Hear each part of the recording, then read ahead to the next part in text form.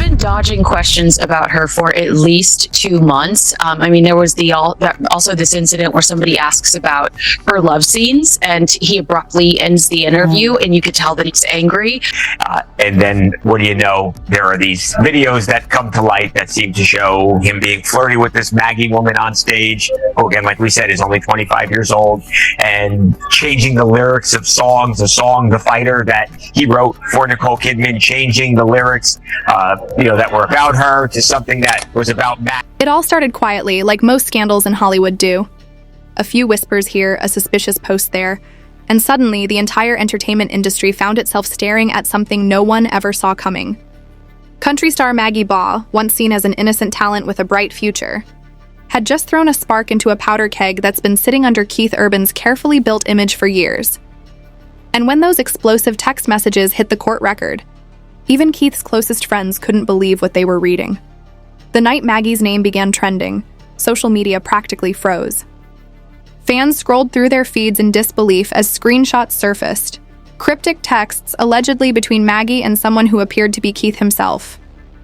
The messages were emotional, complicated, and shockingly intimate. And even though no one could confirm the authenticity right away, the timing was suspicious.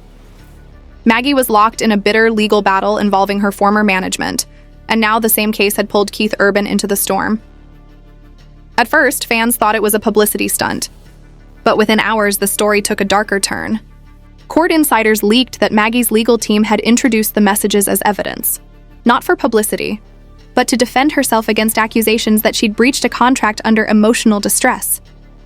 And when the phrase emotional distress appeared in those filings, everyone knew something personal was about to surface.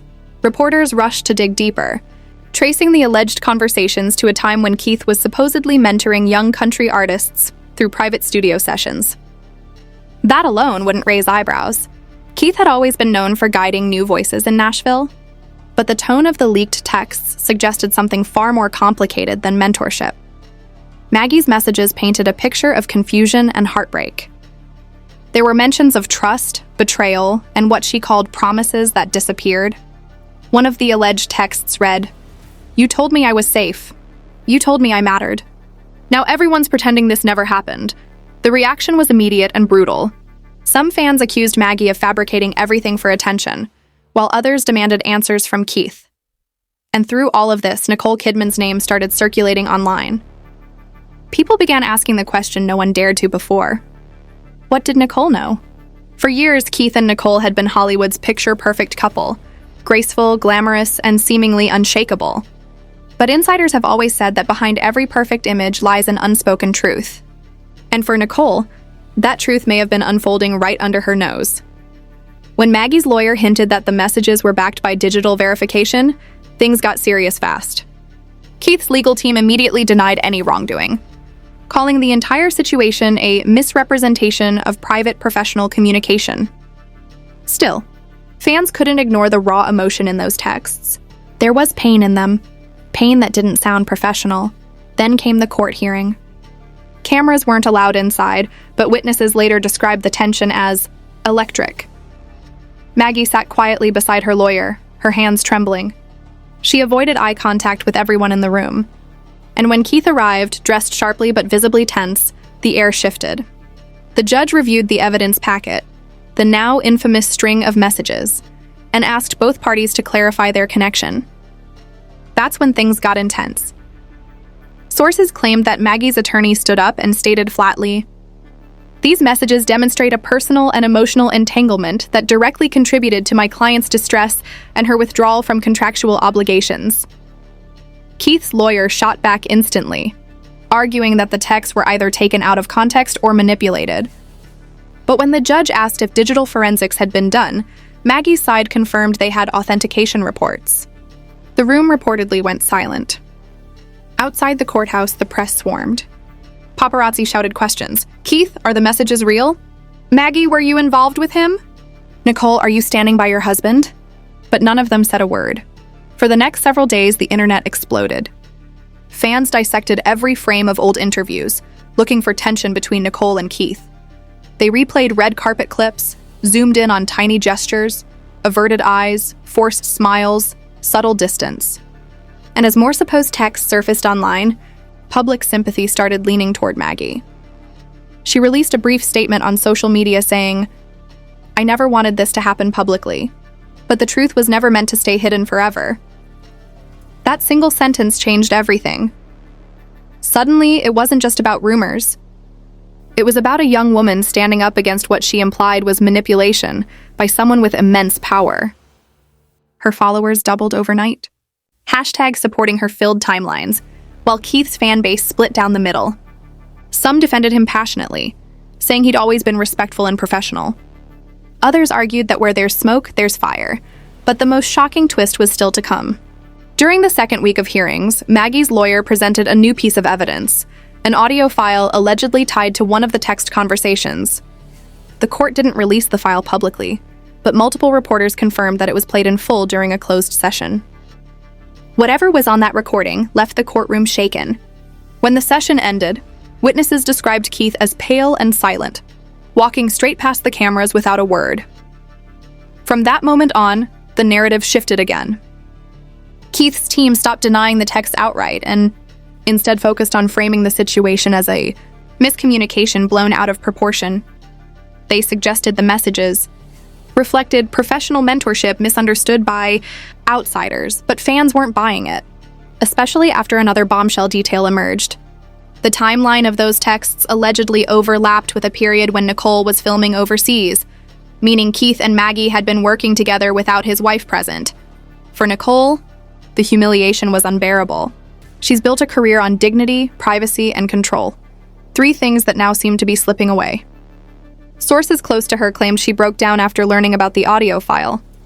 Though she maintained silence publicly, paparazzi captured her leaving a hotel in New York with tears in her eyes, refusing to answer questions. Meanwhile, Maggie stayed off social media, which only made the public more curious. Her silence was deafening. Then out of nowhere, her close friend posted a cryptic story. They tried to bury her, but they forgot she's a seed.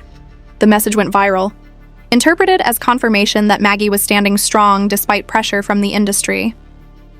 As the legal battle dragged on, other artists quietly began taking sides. Some Nashville insiders spoke anonymously, suggesting that Maggie's story had shaken the industry because it exposed how vulnerable new artists are when dealing with established stars. They hinted at a culture of silence, where young talent are expected to stay quiet or risk losing their careers.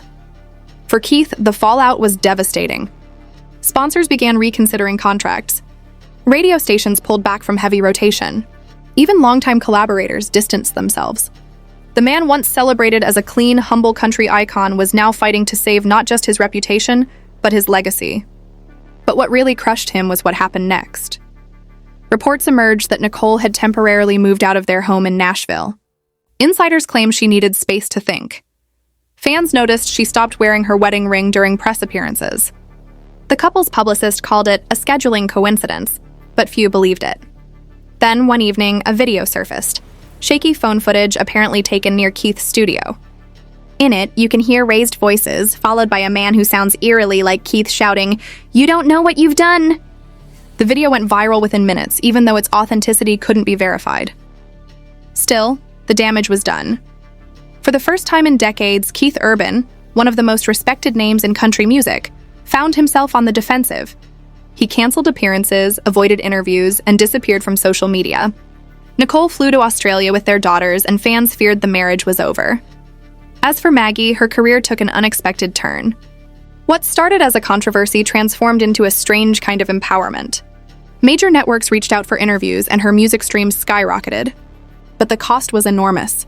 She was exhausted, emotionally drained, and constantly fighting online hate. In one heartbreaking live stream, she said softly, "People think fame protects you. It doesn't. Sometimes it destroys you before you even realize it." That clip alone gathered millions of views, and even her critics admitted it was hard not to feel for her. But the story wasn't finished yet. A month later, another court update reignited everything. Maggie's lawyer filed a new motion, this time referencing a settlement discussion. That sent tabloids into a frenzy. Was Keith trying to quietly end the case? Was there an agreement being negotiated behind closed doors? Both sides refused to comment.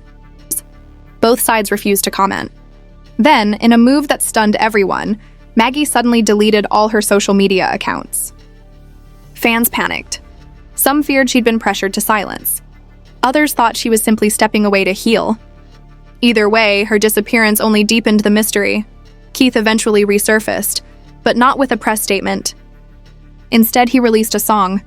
The lyrics, haunting and emotional, described regret, loss, and watching the truth cut deeper than a lie. Fans immediately drew parallels to the scandal, though his team insisted it was purely artistic expression. Nicole reportedly wasn't amused. Months passed, and the noise began to fade. But the scars left behind never really healed. Maggie's name became forever tied to one of country music's most shocking controversies. Keith's image, though partially restored, was never quite the same. And Nicole's silence spoke volumes, a silence that felt less like forgiveness and more like resignation. Behind closed doors, everyone involved was left to rebuild in their own way. Maggie eventually returned to the stage, performing smaller, intimate shows. Audiences described her performances as raw and emotional, like someone singing straight from a wound that never fully closed. Keith, meanwhile, continued his tours, smiling on stage but avoiding interviews about anything personal. And yet, every time someone mentioned that old court case, the energy in the room shifted. Because deep down, fans knew there were still unanswered questions that neither side ever fully addressed. What was in that recording? Were the texts real? And if they were, what did they really mean? No one outside that courtroom may ever know for sure. But one thing was clear. When those messages hit the light of day, they cracked open a part of Hollywood that had always thrived on illusion. In a world where image is everything, and silence is the currency of survival, Maggie Baugh's decision to speak, or leak, shattered that system in ways no one expected. And maybe that's why people can't stop talking about it. Because it's not just about fame or scandal anymore. It's about truth, messy, painful, and unforgettable truth, breaking free in a world built entirely on secrets.